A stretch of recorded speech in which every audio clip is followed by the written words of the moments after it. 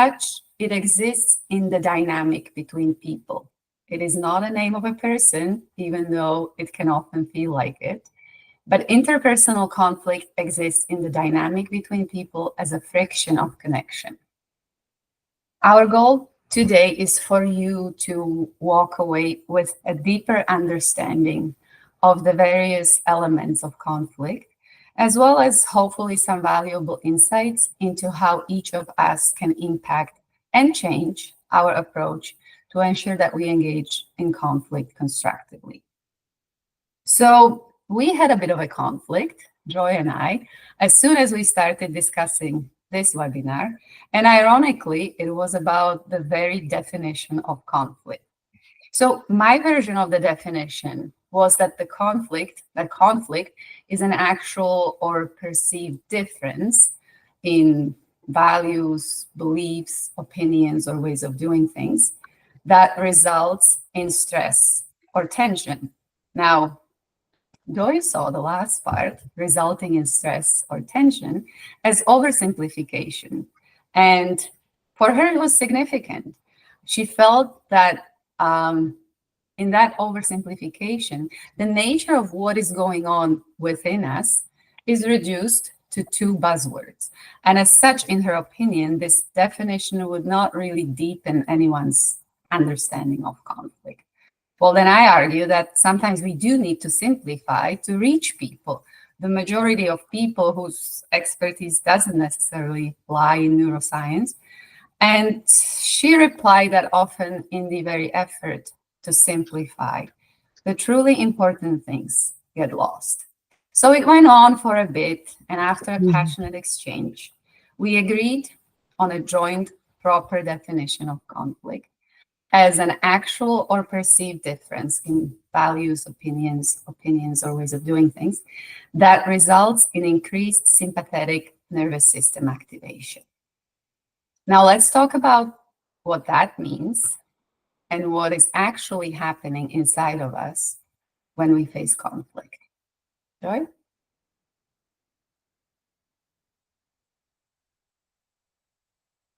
I'm on mute. Thank you. So I'm going to share our screen, or my screen, and I'm going to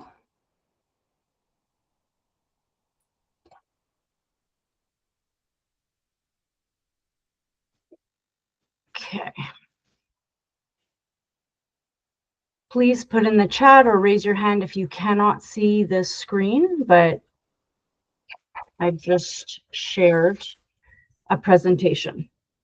So for me, when I think about conflict, I feel it's extremely important to have a certain level of awareness, self-awareness, and self-regulation when we want to deal with it productively and understand it. So before jumping into the nervous system, I want to share with you my version of self-regulation, how I see self-regulation. And it's important to note that my definition of self-regulation is really how we are balancing our autonomic nervous system. Now, for those of you who are far away from high school biology, our autonomic nervous system has two branches, the sympathetic and the parasympathetic nervous systems. So I'm going to give a very general overview of that in just a moment. But for me, part of the definition of self-regulation is how are we balancing those two branches of the autonomic nervous system. Also, along with that is how are we managing our energy expenditure, and how we are charging our energy.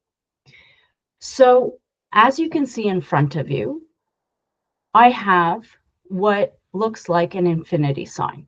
And I wanted to use an infinity sign because, again, for me, self-regulation is an ongoing practice. It is not a goal that we are trying to achieve. I don't want to achieve a certain level of self-regulation because life is always changing. I need to always change, and I need to always be prepared for what life is going to throw at me. Not only that, the deeper I go into my self-regulation practice, the deeper I want to continue going in my self-regulation practice. So That's the first part of this, is that it goes on forever. The other thing is the awareness piece, which I just mentioned is critical to our ability to self-regulate. So there are three things that we need to be aware of. We need to be aware that our behavior and behavior in general of other people is communication. And we need to start looking at the behavior and thinking to ourselves, what is this person's behavior trying to communicate to me, rather than just listening to the words? There are also triggers. And when I talk about triggers, I'm talking about things that we might not realize are triggering our stress response cycle. Another way of saying it is, what are the triggers that trigger my sympathetic nervous system activation? And finally, on the awareness side, we need to be aware of the signs our bodies are sending us that we are dysregulated. Then we go into the action part. And there are two ways that we can take action when it comes to our self-regulation. We can take proactive conservation actions. And one of those is active listening, which Helena is going to address in her part of the presentation. The other part is in the moment strategies, and I will be talking about that. Unfortunately, we don't have time to talk about the charge, nor do we have time to talk about this whole framework. What I'm going to be addressing are very particular parts of this framework, both within awareness and action, that you can take. So with that, we're going to go into the nervous system. The nervous system, the autonomic nervous system, is not an on and off switch. Think of it like your cell phone. Your cell phone has the ability to dim the level of brightness of your screen. So it's the same thing with our autonomic nervous system. It is balancing the sympathetic and parasympathetic. And I don't know about you, but the way I learned about this in school, and the way my teenagers who learned it in their high schools, was pretty much the same way as I learned it. And we were taught that your sympathetic nervous system gets activated when you are in danger, when a threat, when a bear comes at you or a car comes careening at you. And I was left to believe that if I wasn't facing a life-threatening situation, that my sympathetic nervous system never came on, and that I was forever in parasympathetic nervous system activation. And it's only since I started learning about self-regulation that I realized, in reality, our sympathetic nervous system is on pretty much from the moment we wake up until we go to sleep, unless we are taking specific actions to bring about the parasympathetic nervous system to be activated. And what that does is, when we are in sympathetic nervous system activation, as I like to call it, we are expending extreme amounts of energy. Now, I mentioned before, this is a dimmer switch. So the more it is activated, the more we are expending energy. The less it's activated, the more we are conserving our energy.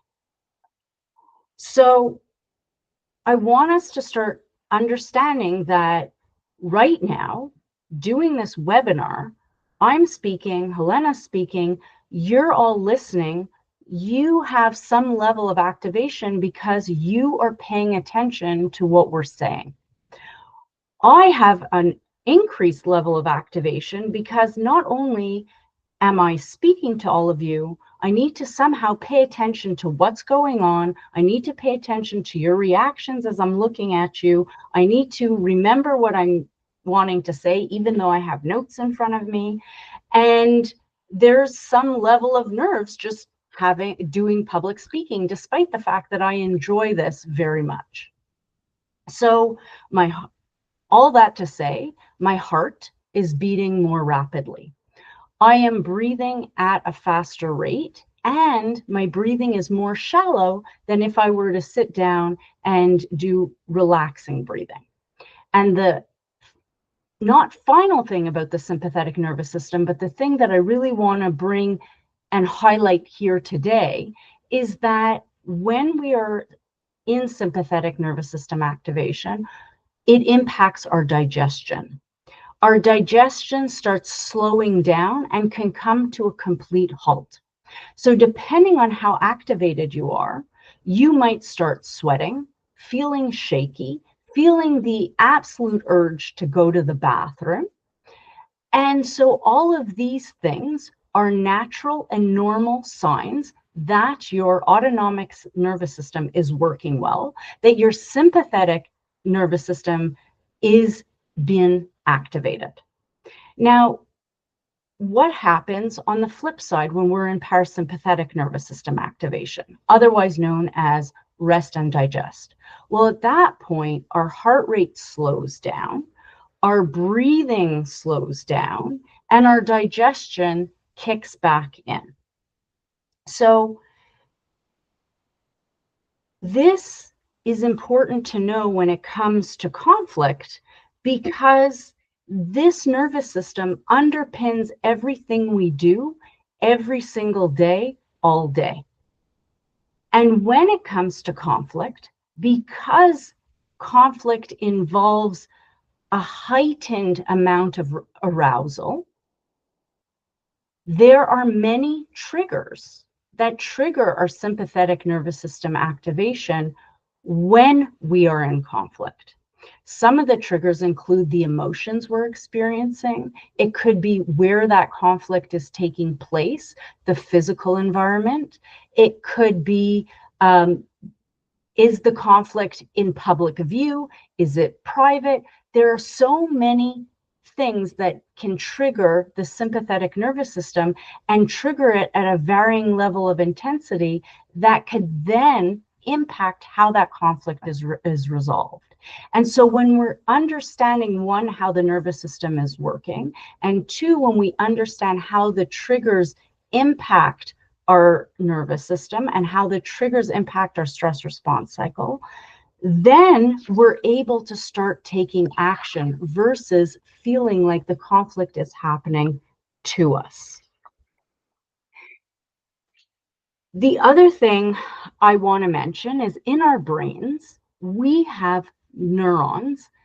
We have billions of neurons, and we have some neurons that are specific to 4 very vital survival needs of ours. One is sleep, hydration, eating, and the 4th is connection. We have neurons specifically for connection with others. That is why connection and connection to another human being, especially in conflict, is particularly important, because that other human being can either help us make the conflict better. So we need that other human to resolve it productively, and that other human can actually make the situation worse. Together, as 2 people connected, we can make it worse and we can make it better. And we have those neurons in our brains. We have that connection. We have that ability to do it. So this brings me to my final slide, is in the moment strategies. So Helena's going to talk about active listening. In the moment, when our sympathetic nervous system is activated, there are certain things that we can do to bring down that level of activation, 1, to conserve energy, and 2, so that we're able to manage, because even though my sympathetic nervous system has been activated right now, it's not so activated that I'm unable to process what's happening, communicate with you, and think at the same time. So I want to keep that level of activation as low as possible. So what are the things that I can do? There are certain breathing strategies that we can employ to bring us to reduce the amount of activation that we have. And one of the most powerful ones that I've heard is something called the physiological sigh. From there, we have, and because I'm a certified EFT practitioner, I have learned about certain tapping points on our fingers that we could do where people won't even know what we're doing while we're actually regulating our nervous system. What you see here is someone's tongue on the base, on the bottom of their mouth.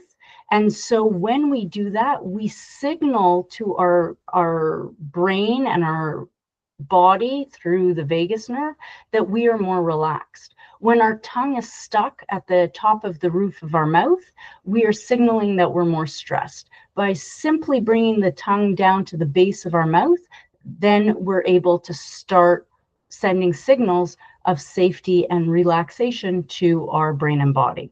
And the final is, what are we saying in our minds? What are the statements that we are telling ourselves? Are we telling ourselves that we are in trouble, that we're in a threatening situation? Or can we tell ourselves, I am okay right now. I am going to be okay. I am safe. I am fine. And when we start saying those things, then we also start bringing down our level of activation.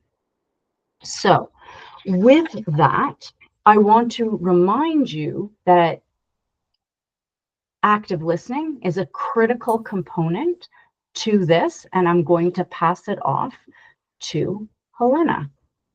Let me just stop sharing. There we go. Thank you, Joy. Yes, so active listening is definitely one of the core skills that allow us to engage in conflict constructively. And how we show up on the outside, what are others able to see and observe, essentially comes down to three things: how we listen, how we speak, and how we look. And what I mean by that is our nonverbals. And we can impact all three, because what it takes is skills, and we can develop skills when we want to. And before I talk about these skills, I think it's important to emphasize something even more important. I think one of the most fundamental things to realize when it comes to conflict is that our approach to conflict is not a part of our personality or our character or our identity. Our approach to conflict is something we have learned. And so some people grew up, learned, and worked in environments where conflict was managed in productive, peaceful, and healthy ways. Most of us were not that lucky. And so understanding that our approach to conflict is learned is really significant, because since it is something we have learned, we can also learn something else. But we often show up in conflict with our solutions, our demands, with what we want, with our positions. And we rarely get to talk about our needs behind the solutions, about what really matters to us. And hardly ever do we get to actually listen and be curious about what led to the solutions and positions of the other party. And sometimes we do show up willing to listen, and somewhere throughout the conversation, we get attacked, or it feels like we're being attacked. Our willingness to listen is immediately compromised, and we are tempted to engage in a counterattack, and we often do. So it's attack, counterattack, attack, counterattack, and what matters remains unaddressed and most certainly unresolved. Sounds familiar? That's what destructive conflict looks like. It becomes personal, often painful and harmful, and sometimes it can get scary. And it gets increasingly difficult to discuss the issue afterwards. And we don't have to do that. We do not have to repeat that. We can do something else. So what does productive conflict look like? Productive conflict is engaging, it's collaborative, it's focused, it's respectful and creative. It can even be exciting.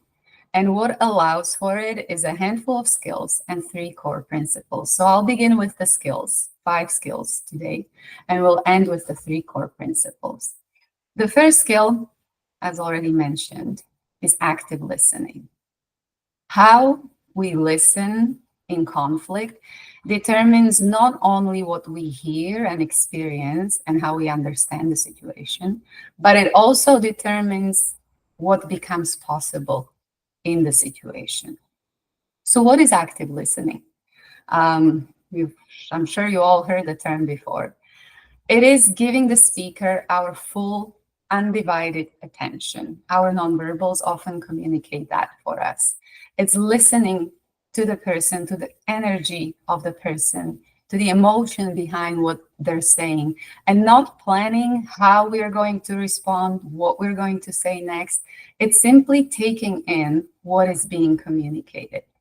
It also means actively avoiding judgment and opinions.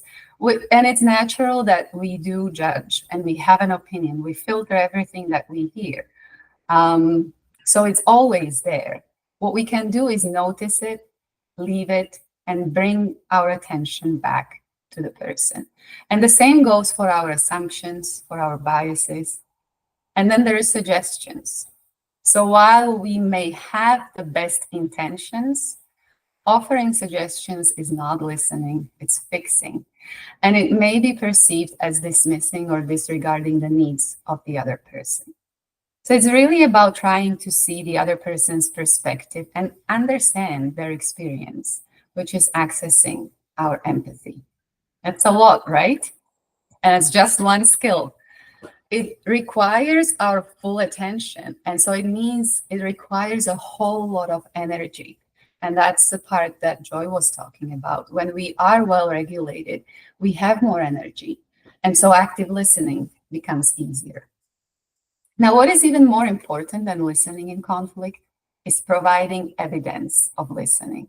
So it's not enough that we listen, we need to prove it. This is actually part of active listening, but I intentionally mention it as a separate skill and call it demonstrating understanding. Purposefully demonstrating understanding communicates to the other party that we are paying attention to them, that we care for what they're saying.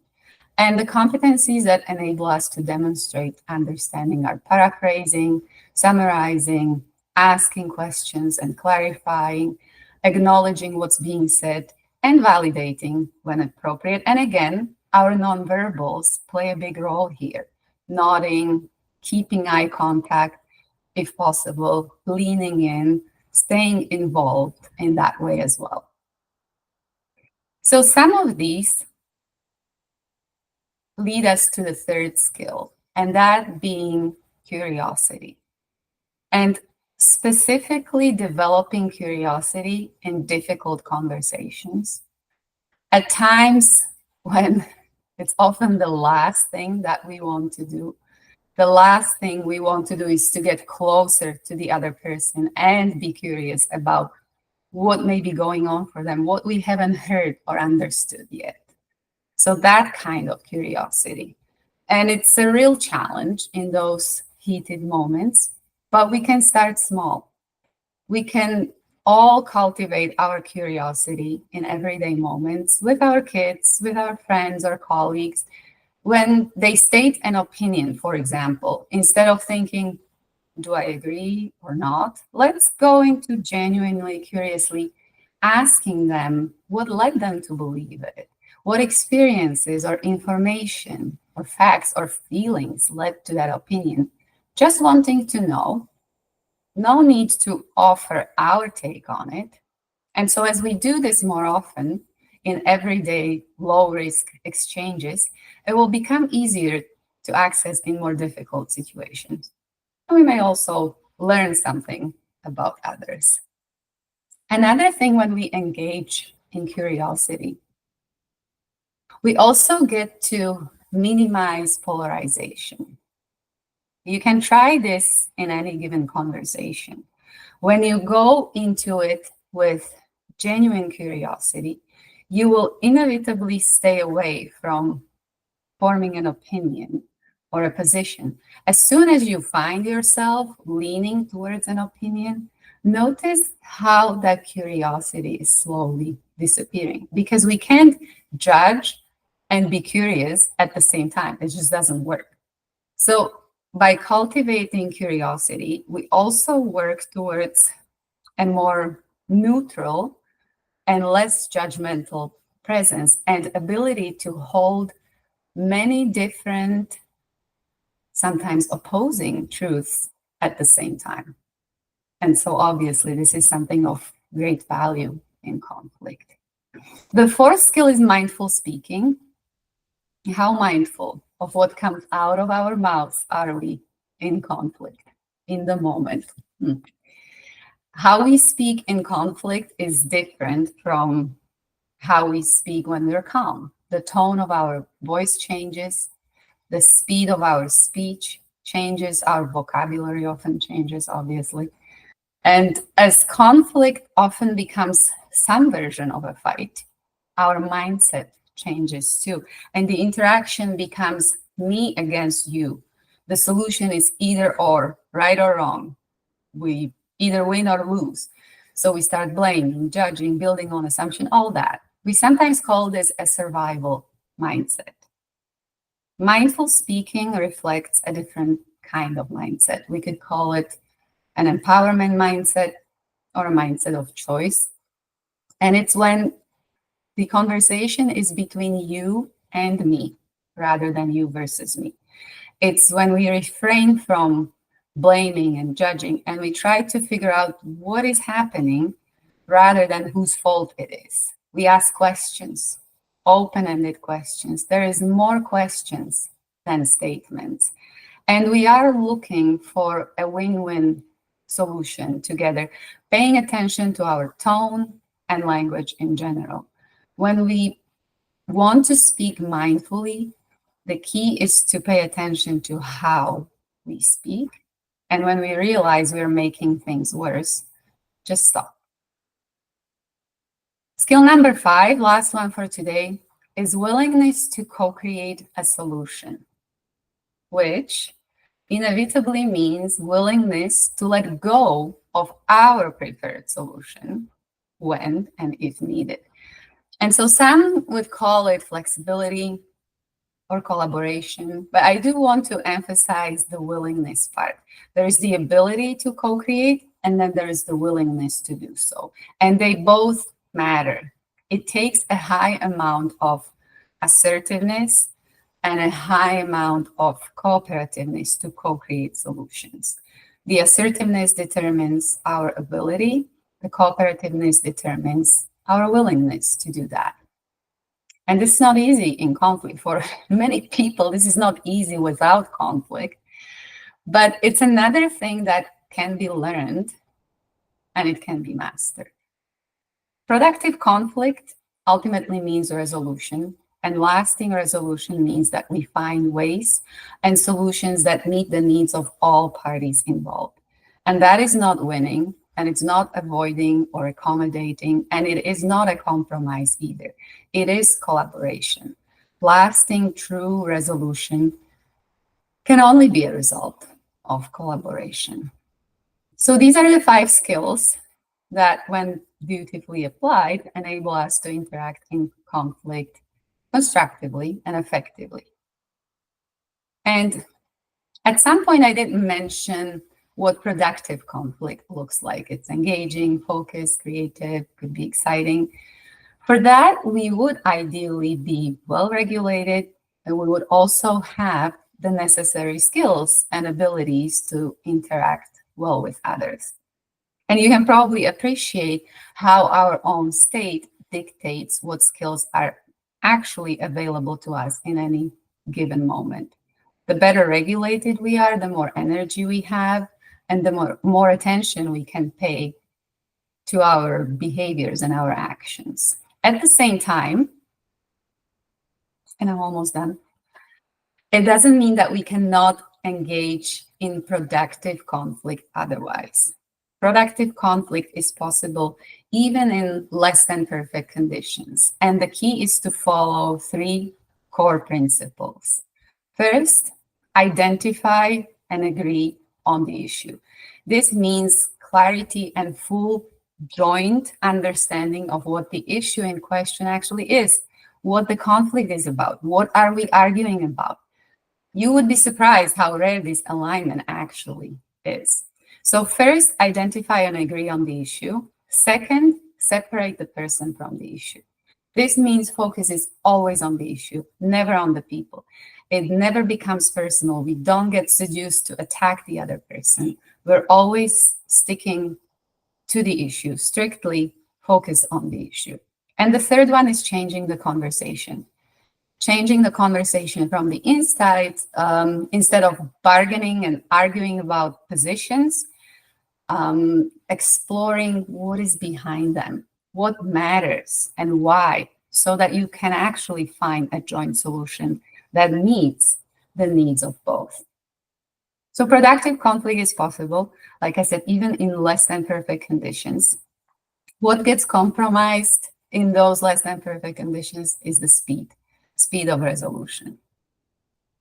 So in conclusion, conflict is an inevitable part of our lives. It's up to us to choose how we approach it.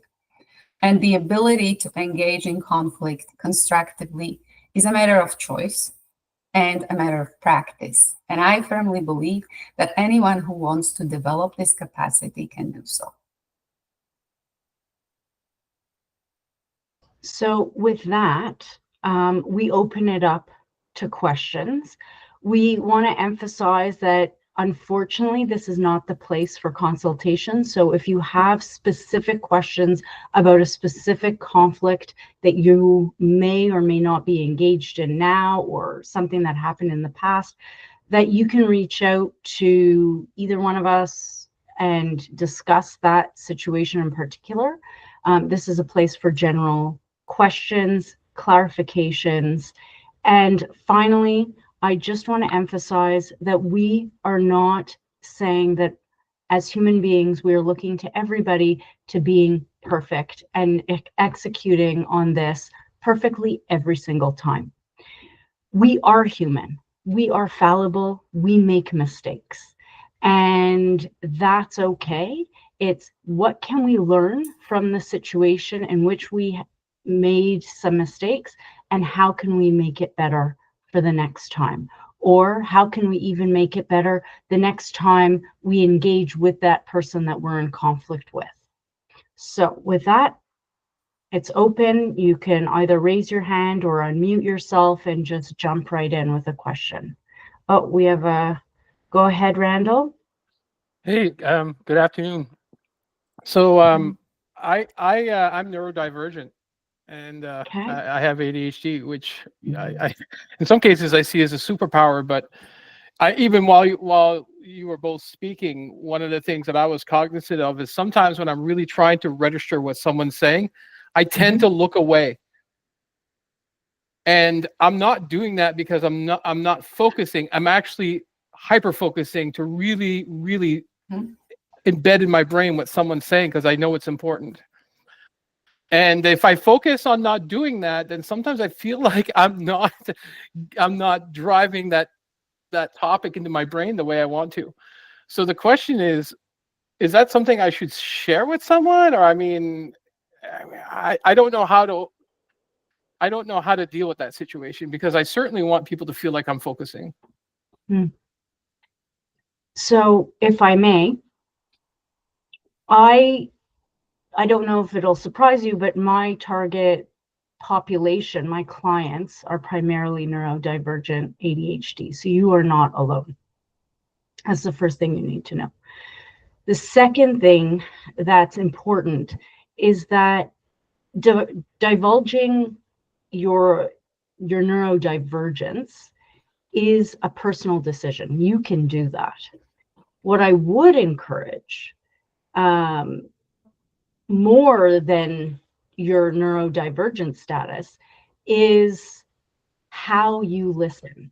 So if you can share with the other person or people that you're speaking to and say, when I'm actively listening to you, this is what it looks like, so that they don't have another assumption of, oh, that person's not looking at me, they're not, making eye contact with me, so they don't care, they're totally tuned out, they're looking somewhere else. if you tell them from the beginning, this is what it looks like when I am actually very engaged in listening to what you have to say, they know and they don't misinterpret what you're doing. So you can say that without telling them that you have an ADHD brain. That information is up to you to share, but the other information would be very helpful to share. Did that answer your question? Yeah, thank you. Really appreciate it. Helena, do you have anything else to add to that? No, it was perfect. Any other questions?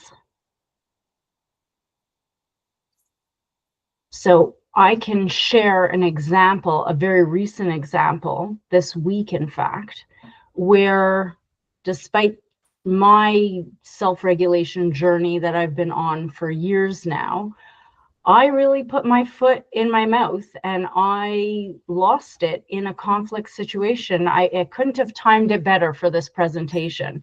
It literally happened on Monday and the situation quickly escalated.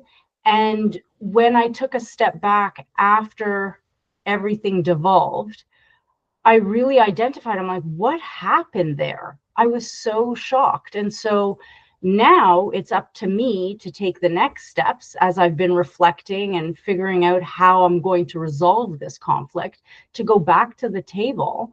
And I want to take the steps to do that, to bring the person back to the table and say, look, on my side, this is what happened that helped the situation devolve so much. I want to fix it now. So there can be instances where, as human beings,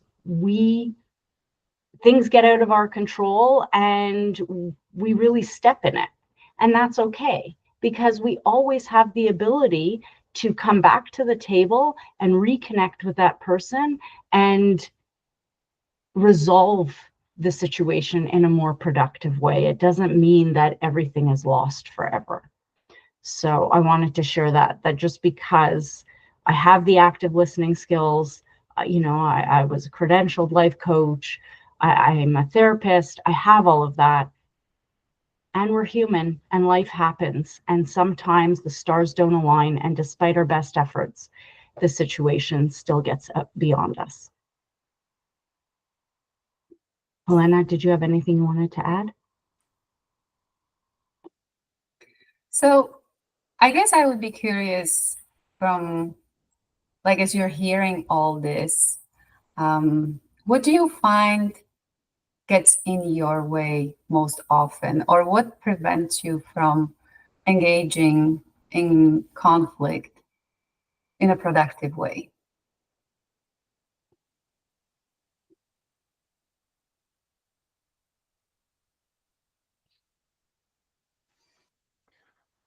Well, for me personally, if I may, what resonated was the fact that we come with a solution or an opinion quickly, rather than staying in the trying to understand mindset. And so that resonated a little bit. And otherwise, my mind, throughout your presentation, Helena, my mind kept going back to the polarization in the society that we live in this day and age, and people forgetting how to debate.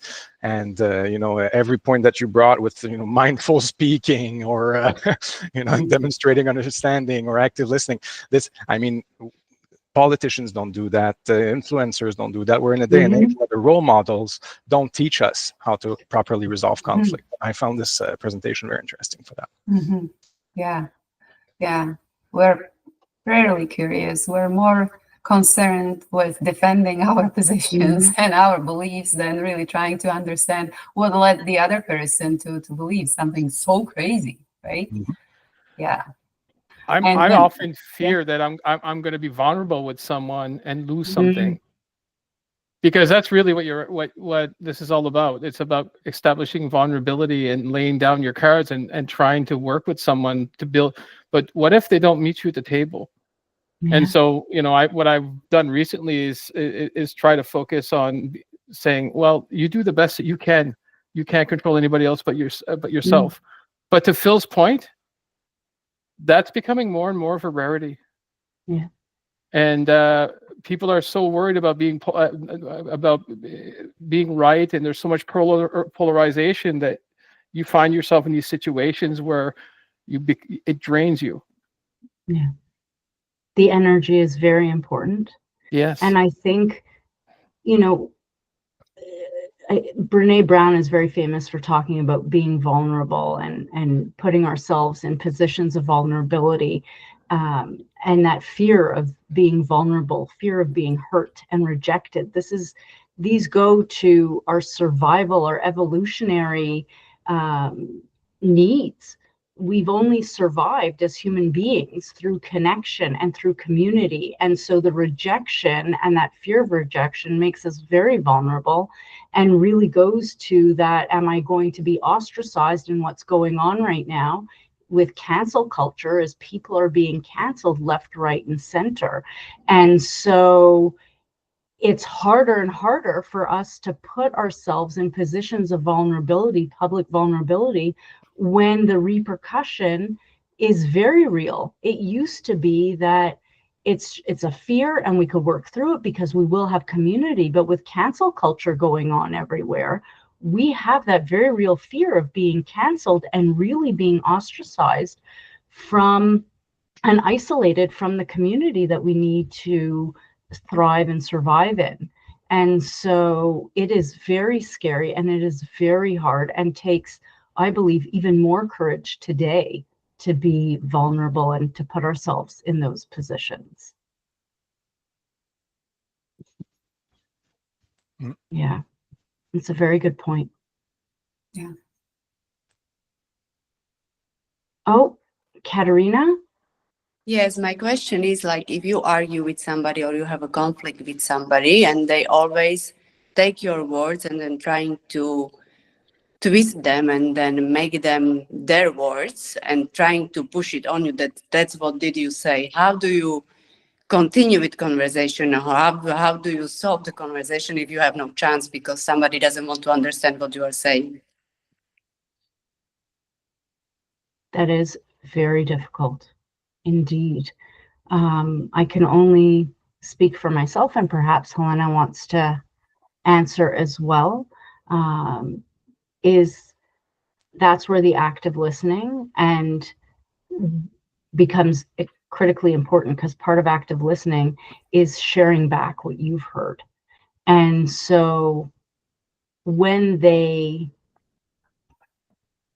change your words, when you reflect that to them and say, I said this, and then what I heard you share with me is this, it's still not in line. So when you keep going back to show them that you've heard them, and then to even go further and say, you know, what's happening underneath that.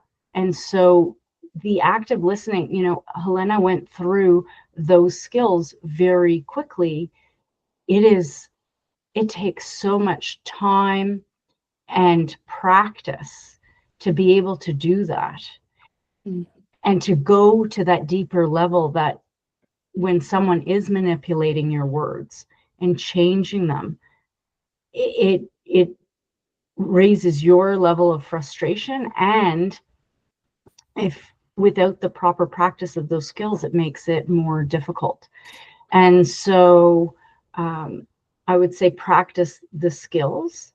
And I would also say that it might be you need additional assistance in resolving the conflict. Maybe it's not just going to be the two of you resolving the conflict. Maybe you would need a third party as well. Helena, those are just the ideas off the top of my head. I don't know what you want to add to that. Yeah, well, I guess what comes to my mind is if you're able to calmly repeat and clarify that this is actually what I said and this is actually what I meant. The truth is, people sometimes really do not hear what you're saying, especially if it's an emotional exchange. And it takes sometimes you can say something to a person that is like really emotionally charged and they're literally not hearing you. They're not hearing the words. Plus, if it's an ongoing battle or if it's an ongoing relationship, they may have already preconceived ideas, all the assumptions as to what you're trying to say, why you're saying it. They're not really hearing you. So to repeat the message, like it takes a good amount of times, 3 times at least, when we're really emotionally charged, for us to retain the information, to hear what the person is saying. I was actually mentioning it in the group yesterday that in a mediation, I saw that firsthand, where 2 people were talking to each other and one person said something to the other person and it just flew like just above their head. And then I said it and they heard me. And I said, they just said that. No, they didn't.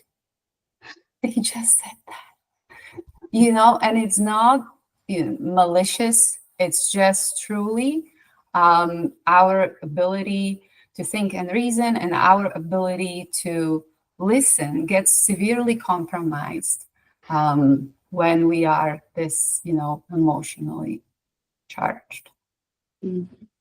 Thank you. You're welcome.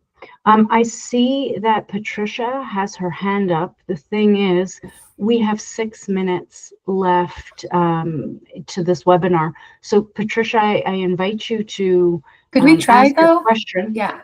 Yeah, to ask your question, and we'll do our best to answer it as quickly as possible and then wrap up the rest of the session. So thank you. Yeah, hi. Sorry, it's not really a question. I just wanted to mention, I feel often that conflict, it has a lot of like competition in there.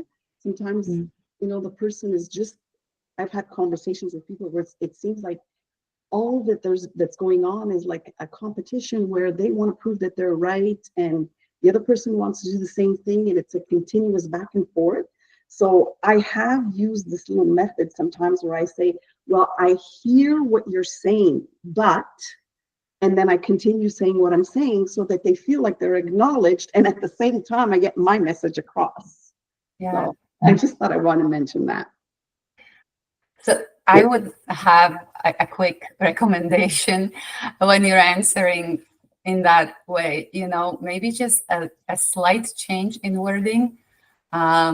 I hear what you're saying, and rather than but. When you say but, it may sometimes signal that, okay, this is all fine. I hear you, but, so I don't really hear you, or I don't really care. But when you say and, it is more inclusive, and you can still say the very same thing. It will be perceived likely very differently on the other side. That's true. Yeah.